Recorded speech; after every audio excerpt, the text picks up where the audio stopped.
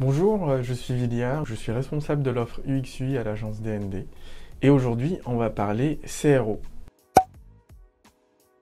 Qu'est-ce que c'est le CRO? Le CRO, c'est l'acronyme pour dire Conversion Rate Optimization. En français, ça veut dire amélioration du taux de conversion. Il faut savoir que ce taux, il n'est pas forcément lié à des revenus. Donc nous, on est dans le e-commerce, donc on va faire très rapidement le rapprochement avec les revenus.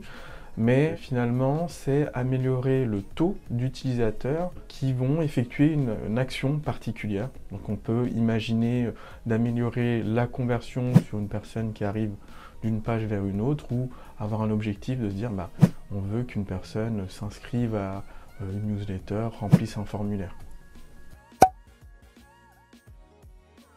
Alors en tant qu'e-commerçant, quand est-ce qu'on peut s'intéresser au CRO, à l'optimisation de la conversion? Alors il y a vraiment plusieurs contextes. On va commencer à s'intéresser à ces sujets quand on a une plateforme qui est stable. C'est-à-dire que techniquement derrière, on a quelque chose qui va répondre aux événements marketing qui va être performante, qui va être rapide peut-être. D'un autre point de vue, on peut se dire j'ai envie d'améliorer l'expérience client, l'expérience utilisateur de ma plateforme. On a aussi un contexte où on a l'ensemble des fonctionnalités qui sont présentes sur son site et finalement on se pose la question qu'est-ce que je peux faire d'autre pour avoir plus de chiffre d'affaires, pour générer plus de ventes sur mon site. Donc vraiment il y a ce contexte-là qui arrive un peu plus tard dans le cycle de vie d'une plateforme e-commerce sur lequel on reviendra juste après. Alors généralement quand on lance sa boutique e-commerce, on va concevoir sa première plateforme. Donc on va faire une grosse phase de conception en implémentant les fonctionnalités qui sont nécessaires, voilà, qui sont MVP pour se lancer dans le e-commerce et avoir une boutique qui répond à nos besoins en tant que e-commerçant. J'ai besoin de faire livrer via telle méthode de livraison, mettre telle méthode de paiement, mettre telles informations sur mes fiches produits. Donc là, je vais avoir un site e-commerce qui répond moi à mes exigences, mais aussi qui vont répondre aux exigences des utilisateurs.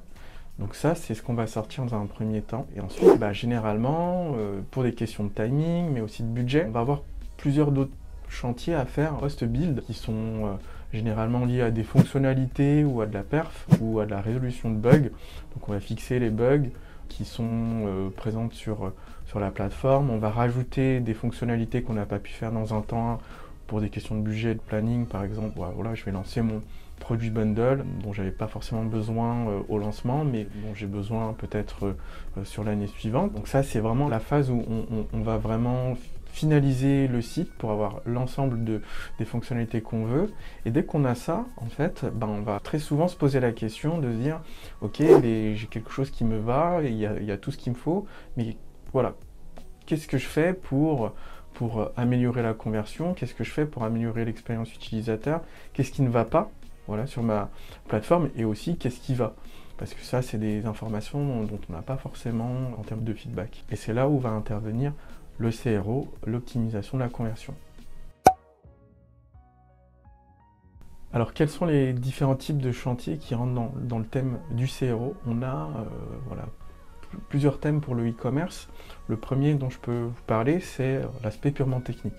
On veut améliorer les performances techniques de notre plateforme. Par exemple, améliorer le temps de chargement des pages, faire en sorte que le contenu, des images, etc. soit disponible très rapidement partout dans le monde, avec l'implémentation d'un CDN, par exemple. Mais aussi, du coup, l'optimisation du code, etc. pour que vraiment, on ait une plateforme qui soit très très performante techniquement. Un autre thème qu'on peut aborder pour optimiser la conversion, c'est parler plutôt au marketing automation. Donc là, on va faire en sorte de rappeler, de faire revenir le client ou un utilisateur, un visiteur sur notre plateforme, par exemple avec les paniers abandonnés. On va traquer le fait d'avoir une personne qui a mis des choses dans son panier mais qui est partie, et là on va la relancer via des emails pour la faire revenir et potentiellement faire en sorte qu'elle finisse et finalise son achat.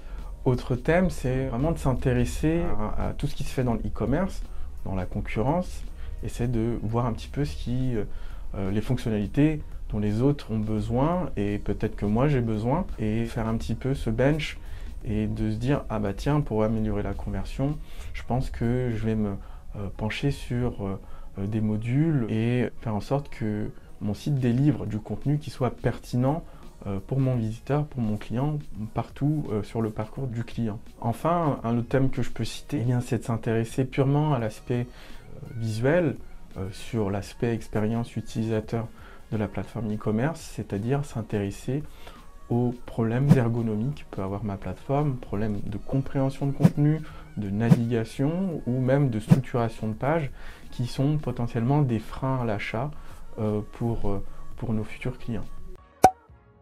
Si vous identifiez à ces contextes-là de CRO, que vous avez une plateforme aujourd'hui qui est relativement stable, que vous voulez améliorer, ou potentiellement vous ne savez pas ce qui va et ce qui ne va pas sur votre plateforme, n'hésitez pas à venir nous voir, à nous consulter, on sera ravis d'échanger autour de vos problématiques CRO.